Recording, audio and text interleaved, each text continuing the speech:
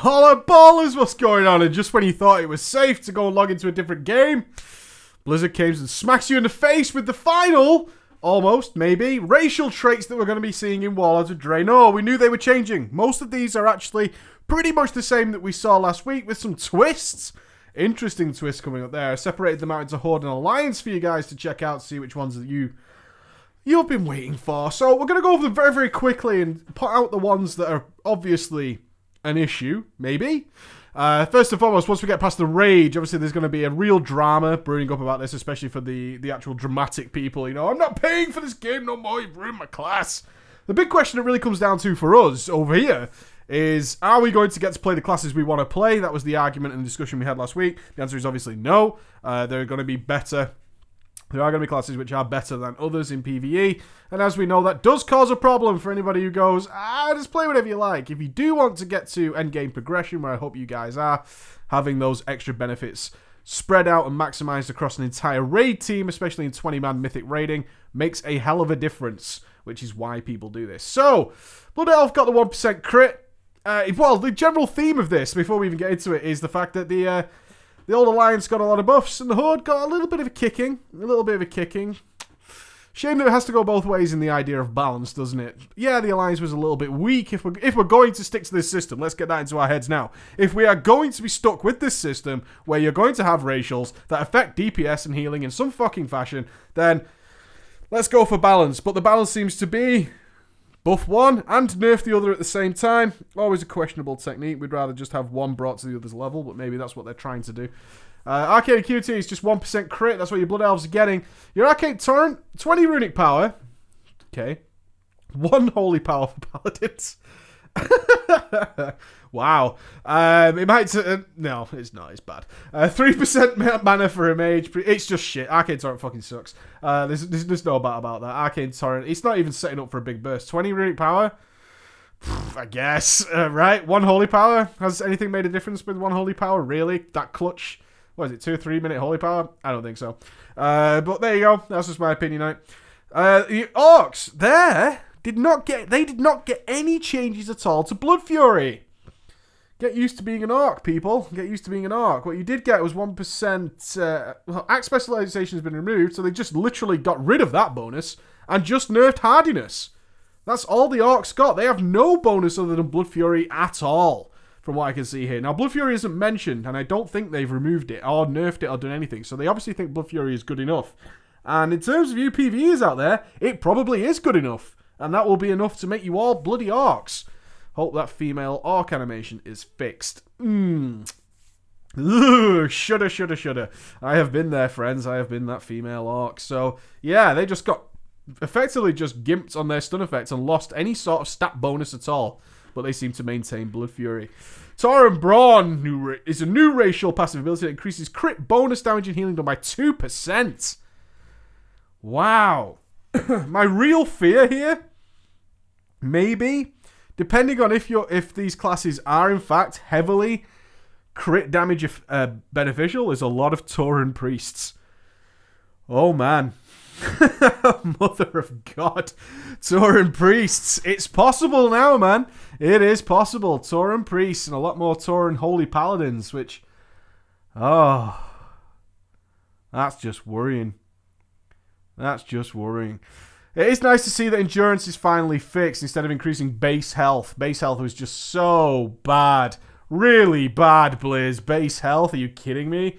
In a world with thousands upon thousands of stamina. So they are changing endurance now to be buffed. So we're still going to see the Tauren tanks. That's almost a dead cert at this point. It's going to be hard to argue with a Tauren tank unless you have some particularly nice bonus coming from there.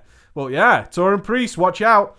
The Trolls, they did get their Berserking nerfed. That was kind of expected, but still it's an on-use. Will it be as good as Blood Fury? I know last time I came to this debate was way back when, in the middle of... well, actually at the very, very end of Kata, where this discussion came up when Method was changing to Horde as what we were going to be. And Berserking was pretty close to Blood Fury, even at that time.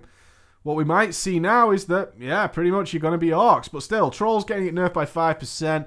Beast, this is the most bizarre fucking change I have ever read. Beast slaying now increases XP earned by killing beasts by 20%. What fucking use is that to anybody?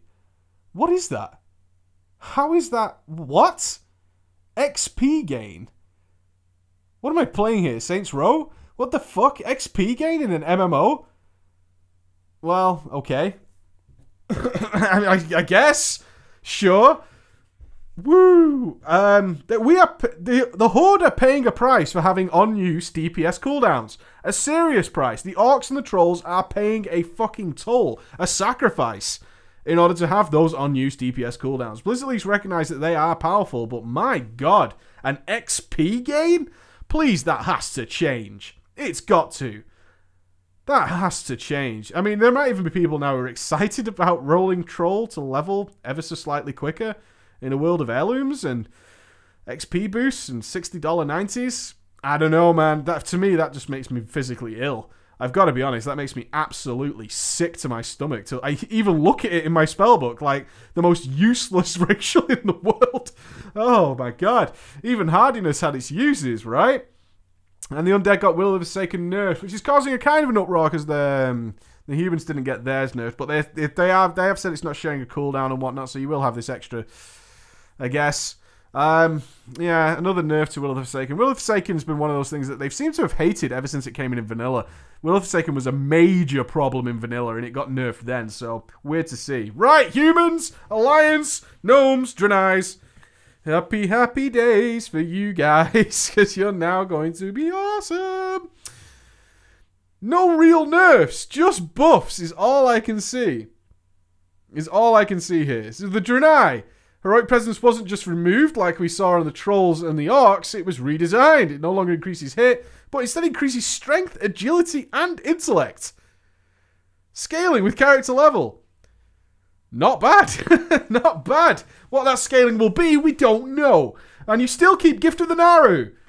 Alright, go team. Strength, agility, and intellect. Scaling with character level. One has to ask the question in this new system of gearing whether if you change to a certain spec, will it buff 2 of them? But it does not say that.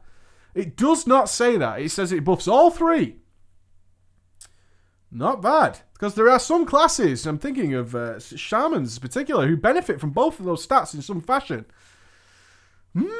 Okay. Dwarfs. Dwarfs got changed. Might of the Mountain is your new racial ability, which is your crit damage bonus, the same as the Taurens. But Stoneform was completely reworked. It now also removes magic, curse effects, in addition to poison, diseases, bleed effects, along with reducing damage taken by 10% for 8 seconds, and it remains usable while CC'd. No more polymorphing those dwarfs. Ain't happening. Magic removal, just get out of it. They got their own little trinket as well. Everyone gets a trinket. Free trinkets for all. Not bad. The Gnomes. Gnomes did well at this as well. Expansive 9 now increases maximum mana, energy, rage, and runic power by 5%. 5% extra rage, runic power. Will that scale appropriately with things that increase our size of our rage bar?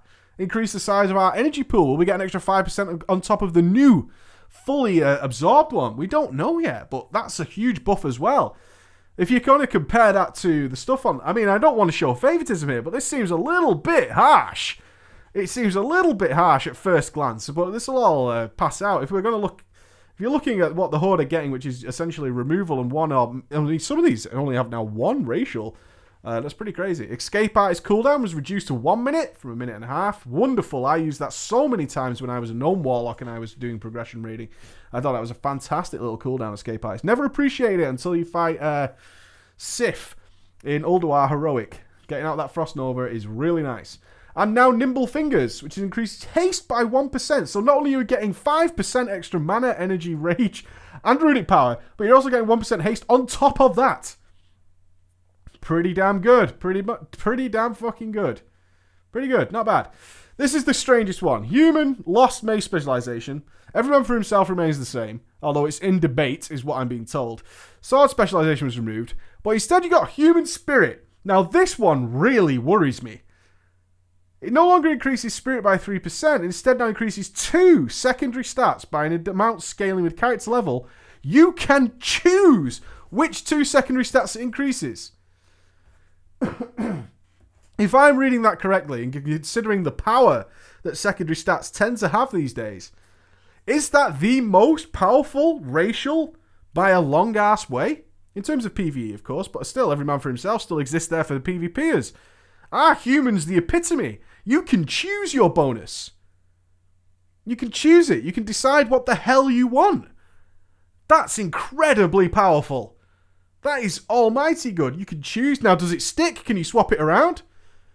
Can you move it, change it, whatever you feel like? If I'm going to be a paladin, for example, and I want 2 secondary stats for tanking, I want 2 secondary stats for DPS, I want 2 secondary stats for healing. If this is switchable on demand, and I can just pick and choose which 2 I want, which you must assume you can, because if you make the wrong choice, Blizzard has to be a way to reimburse you, right? So this just seems to mean that you are always, regardless of what you're doing on a human, maxed. Because secondary stats, if you can pick them, don't go wrong. And you can change them on a fight-to-fight basis, especially as the secondary stats now affect things like multi-strike and all these newfangled abilities.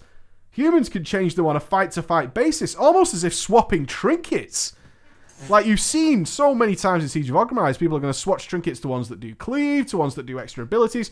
Oh, which 2 secondary stats are better for this particular fight on a fight-to-fight basis? One has to imagine that these have to either be paid for to switch, or you'll have to visit a trainer, but my god, will that mean that people are Hearthstoning out? The Alliance raids are swapping their racial in between fights? I just don't know. That is crackers. That is absolutely crackers. And Night Elves, of course, got screwed by getting haste at night and crit during the day. Was this supposed to be funny? I even saw somebody mention that they might want to get their records, find a daytime raiding guild if their critical strike chance is more important than their haste. It's like, I can no longer raid at night because, frankly, a crit is better for me. Hey, don't worry about it. Why don't you just go over to... Well, you can't be a human druid, I guess. But go over to be a human as long as you're not a druid. But, phew... 1% at night, that just seems like a joke. I hope that gets changed. Quickness now increases movement speed by 2%, in addition to increasing dodge chance. So you get run speed and dodge. Happy days, Alliance. And God knows what's happening with that human one. What do you think, guys? I mean, I'm only just reading this, so maybe I'm missing something, but leave your thoughts below. Let's have a little convo about this one. But it's got to say, even for sitting on the fence, I mean, I have no problem actually switching to Alliance. I like the Alliance. But... it does feel like the HUD just got a massive shit all over them. We're buffing with one hand while taking away with the other. Aren't we just supposed to be bringing one up to the other one? I don't know, man. See you later, guys. Bye.